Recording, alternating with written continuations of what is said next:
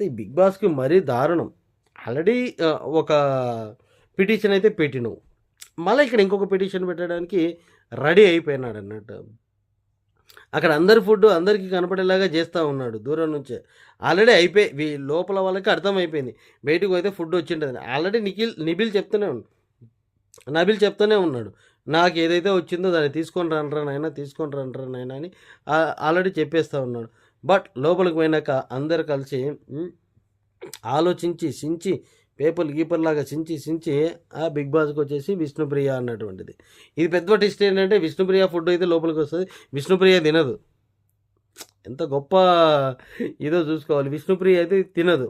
So, అక్కడ వాళ్ళే అంటే దొరకక ఏదో దొరికిందని కకృతి అన్నట్టు ఒక్కొక్కడు ఇంగ దాంట్లో అన్నీ తినేసా ముక్కలు, గిక్కలు అన్నీ కూడా తినేసుకుంటూ ఒక ఎంటర్‌టైన్‌మెంట్ చేస్తుంటాడు. ఎప్పుడో మధ్యలో